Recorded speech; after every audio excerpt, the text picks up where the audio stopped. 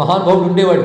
వాడి పని ఏమిటయ్యా అంటే, ఆ రోజుల్లో ఇది జరిగి కొన్ని దశాబ్దాల క్రితం నాటి కథ, లేదా ఒక శతాబ్దాల నాటి క్రితం కథ, పురాణాల్లో కథ కాదు నేను చెప్తున్నది, జరిగిన కథ ఇది. ఒక మహానుభావుడు, వాడి పని ఒక్కటే, గాజులు అమ్ముకోవడం అండి, ఇంకోటి కాదు. గాజులు అమ్ముకుంటూ బ్రతికేవాడు. పూర్వం గాజులు అమ్ముకోవడం అంటే ఫ్యాన్సీ షాపుల్లో పెట్టుకోవడం కాదు కదా, గాజుల మలారం పెట్టుకుని వెళ్తూ ఒక ఊరు తిరుగుతూ గాజులు అమ్ముకునేవాడు అతను. ఆయన అసలు పేరు ఏమిటో ఆయనే మర్చిపోయాడు. ఎందుకంటే ఆయన అపారమైన అమ్మభక్తుడు. కష్టపడి పనిచేసి గాజులు తయారు చేసుకునో సంపాదించో అమ్మడం, వచ్చిన డబ్బుతో బ్రతకడం, ఇంతే అతని జీవన విధానం, మరొకటి కాదు. అలాగని ఇంకో ఏదో సంపాదించలేదో అని బాధ లేదు. ఎందుకంటే భక్తుడి సంస్కారం ఎలా ఉంటుందో చెప్పడం కోసం చెప్తున్నాం. వచ్చిన దాంతో తృప్తి పడుతూ హాయిగా ఉన్నాడు. అది అతని యొక్క జీవితం. ధర్మబద్ధంగా సంపాదించిన ధనంతో తృప్తి పడుతూ అమ్మని తలంచుకుంటూ బ్రతుకుతున్నాడు. ఎందుకు ఈ మాట చెప్పానో తెలుసా? భక్తుడంటే ఇలాగే ఉంటాడు, అది తెలుసుకోండి. ధర్మబద్ధంగా లభించిన దానితో ఎదుర్ఛాలాభ సంతుష్టి, దానితో తృప్తి పడుతూ అమ్మని స్మరిస్తూ ఉంటాడు. అది అంతేగాని వెంపరలాడ్డు అలా బతుకుతున్నాడు ఈయన.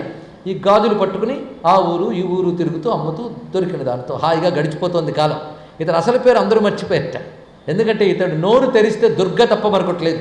నోరు తెరవకపోయినా దుర్గే.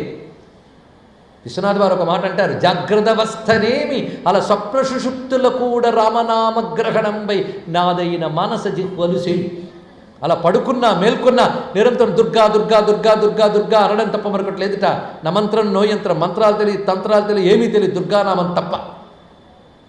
ఎవరు పలకరించిన దుర్గా దుర్గా దుర్గా. దానితో ఊరందరూ ఆయనకు పేరు పెట్టేశారు, దుర్గాదాసు. చూసారా?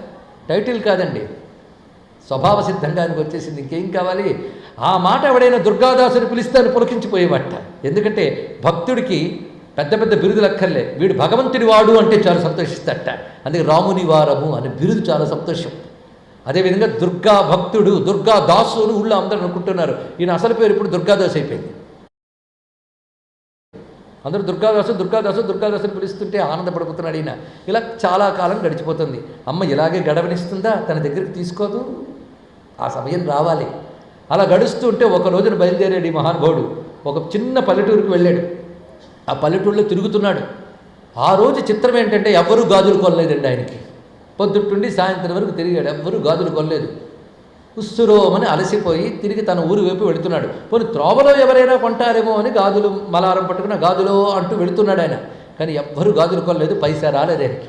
ఏ పూట డబ్బుతో ఆ పూట బ్రతికేటటువంటి కడు పేదకి ఆ రోజు డబ్బు రాలేకపోయేటప్పటికల్లా కొంచెం అలసట బాధ కలుగుతోంది. సరిగ్గా ఊరి పెలుమేరు దాడుతున్నాడు. అక్కడ పెద్ద చెరువు ఉందండి, మంచినీటి చెరువు. ఆ మంచినీటి చెరువు ఒడ్డున ఒక అమ్మాయి కూర్చుంది. ఒక 10-12 ఏళ్ళ అమ్మాయి, చక్కటి పరికిడి వేసుకుని చక్కగా కూర్చుంది ఆ అమ్మాయి. ఏ గాజులబ్బి ఇలా రా అని పిలిచిందిట. ఎందుకంటే ఆవిడకి పేరు తెలియదు కదా. తిన్నగా, నీ పేరు తెలియదు కనుక అలా పిలిచానయ్యా, ఎందుకు నీ పేరు ఏమిటని అడిగింది ఆ తల్లి. దగ్గరికి వెళ్ళాడు తిన్నగా. అమ్మ నీ తల్లినే కనబడిందని గాజుల మలారం పక్కన పెట్టుకుని ఆవిడ గట్టు మీద కూర్చుంటే ఈయన కింద కూర్చొని అమ్మను చూస్తూ, అమ్మ నీకు పేరు తెలియదు కనుక గాజులబ్బిని పిలిచావు, మా ఊర్లో అందరూ నన్ను దుర్గాదాసు అంటారమ్మా అని. ఓహో దుర్గాదాసు అన్నది. ఆ మాటకు ఒకసారి ఆనందించాడు ఆయన. అందులో ఆవిడంటే మరింత బాగుంది అని. గాజులు వేస్తావా నాకు అని అడిగింది. నా పనే అమ్మా, ఇంకేం కావాలి అంతకంటే అన్నాడు. వెంటనే 2 చేతులు చాచింది.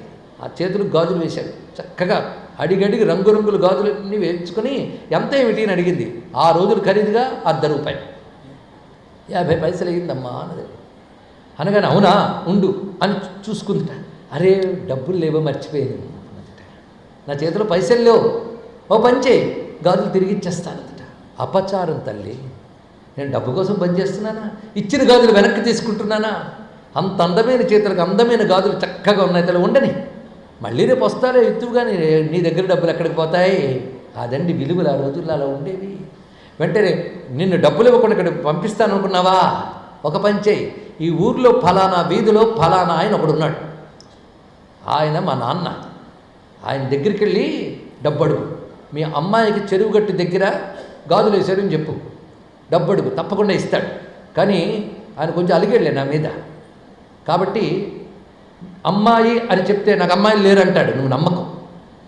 అదేవిధంగా ₹1 అడిగేవనుకో, నాకు ₹1 కూడా లేదంటాడు. అది ఎక్కడుందో కూడా అడ్రస్ చెప్తాను నేను. పూజా మండపం దగ్గర కుంకుమ భరిణి ఉంది, అందులో ₹1 ఉంది, అది ఇమ్మని చెప్పు అని చెప్పిందిట. అంత చెప్పిందంటే ఆ ఇంటి అమ్మాయిగా సరేనమ్మా అన్నాడు. అవసరం మరి మళ్ళీ వెనక్కి వెళ్ళేట మహానుభావుడు. ఆ ఇంటికి వెళ్ళేటప్పటికల్లా ఆయన లోపల ఉన్నాడు. వాళ్ళ భార్య బయటకు వచ్చింది. ఎవరు బాబు అంటే గాజులు మారారు. చాలా సంతోషం. ఏమిటంటే అయ్యవారితో మాట్లాడారు అన్నాడు. అయ్యవారు పూజలో ఉన్నారు. వచ్చేవారు కూర్చుంటానమ్మా అని అరుగులో కూర్చున్నాడు. అరుగు మీద లోపల ఆయన పూజ చేసుకొచ్చట. ఏమిటి బాబు నువ్వు అంటే, మీ అమ్మాయికి చెరువు గట్టి దగ్గర గాజులు వేసానండి, డబ్బులు ఇస్తే వెళ్ళిపోతానండి. అమ్మాయా? నాకు అసలు అమ్మాయే లేదే అన్నాడు. ఈ మాట అంటారని కూడా చెప్పిందండి ఆవిడ. కాబట్టి డబ్బులు ఇచ్చేయండి అని. డబ్బులా? ఎవరు ఎంచుకుని ఎవరి పేరు చెప్పారో. ఒక అమ్మాయి గాజులు వేసుకుంటే డబ్బులు ఇవ్వడానికి అభ్యంతరం లేదు, కానీ ఆ ఇచ్చే డబ్బులు కూడా నాకు లేవయ్యా అన్నాడు. అంటే ఈయనంత దరిద్రుడు, ఆయన అంతే దరిద్రుడు. చూడండి ఇక్కడ, ఆయన అంత దరిద్రుడు, కానీ అమ్మవారిని కొలుచుకుంటున్నాడు. అమ్మవారిని కొలుచుకునే వాళ్ళు కంప్లైంట్లు చేయరుగా, అందుకు ప్రేమగా కొలుచుకుంటున్నాడు ఆ మహానుభావుడు. నా దగ్గర డబ్బు లేదయ్యా, ₹1 అంటే 5 పైసలు కూడా లేదని ఈ మాట అంటారని కూడా చెప్పిందండి ఆవిడ. అన్నీ చెప్పిందా? డబ్బులు ఎక్కడుంటాయో కూడా చెప్పిందండి. అమ్మో, ఎక్కడుంటాయి? మీ ఇంటిలో పూజామందిరం దగ్గరున్న కుంకుమ బరిలో ₹1 బిళ్ళ ఉందని చెప్పిందండి. వెంటనే పరిగెత్తుకెళ్ళాడు పాపం ఆ పెద్ద ఆయన. భరిని తీశాడు, ₹1 కనబడింది. ఆ ₹1 తీయగానే మళ్ళీ ₹1 కనబడింది. తీస్తున్నాడు, ₹1 కనబడుతున్నాయి. ఇంకా ఆయన పని ₹1 ఏరడం కాదు, ₹1 ఆనవాళ్ళు చెప్పిన ఆ అమ్మాయికి ఆనవాళ్ళు తెలుసుకోవడానికి బయటకు వచ్చాడు ఆయన పరిగెత్తుకుని. ఎక్కడ చూసావయ్యా అమ్మాయిని? చెరువుగట్టు దగ్గర. బోరుము నేర్చాడు. నీకు దర్శనమిచ్చి నీ చేత గాజులు ఎంచుకుందా? ఆవిడ అమ్మాయి కాదురా బాబు, అమ్మ పద అని పరిగెత్తుకెళ్ళారు ఇద్దరు కూడా గట్టు దగ్గరికి. కూతుర్లే లేని ఎంట అమ్మవారు తన కూతురు, ఆయన కూతురని చెప్పిందిట. తోవలో అంటున్నాడు, నా పేరు చెప్పిందా? ఆవిడ నా పేరు చెప్పిందా? నా కూతురని చెప్పిందా? నా పేరు అందా నోటంట.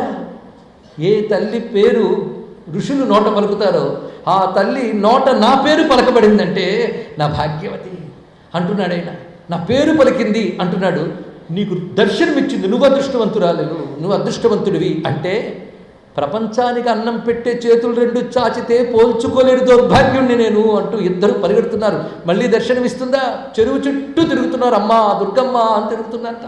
చెరువు చుట్టూ తిరుగుతుంటే అమ్మా అని తిరుగుతున్నారు. మాకు ₹1 అక్కర్లేదు, గాజులు అక్కర్లేదు తల్లి, నువ్వే నువ్వే నువ్వే కావాలి. చెరువు చుట్టూ తిరుగుతుంటే గాజులతో ఉన్న బంగారు చేతులు 2 చెరువులోంచి బయటకు వచ్చి ఇద్దరిని తీసుకుని తనలో ఐక్యం చేసుకుందండి ఆ తల్లి ఇక్కడ. అందుకు అమ్మ పేరు పలికితే ఎంత అనుగ్రహం. అందుకే ఆ తల్లి ఇచ్చే భాగ్యం ఏమిటి అంటే, దుర్గే స్మృతాహరసి భీతిమశేష జంతో స్వస్థై స్మృతామతిమతీవ శుభాం దదాసి దారిద్ర్య దుఃఖ భయహారిణి కాత్వదన్యా సర్వోపకారకరణాయ సదార్ద్రచిత్త. అంత శక్తి ఉంది. అంటూ అంటూ ఉండు, దానిలో ఏ శక్తి ఉందో నీకెందుకు, శక్తి ఆ నామంగా ఉంది తెలుసుకోవచ్చు. ఇక్కడ డాక్టర్లు మందు ఇచ్చారు, నోట్లో వేసుకో, అందులో ఏముందో నీకేం తెలుస్తుంది? ఒకవేళ తెలిసిందనుకో మరింత చక్కగా వేసుకుంటావు జ్ఞానంతో. అంతే ఇక్కడ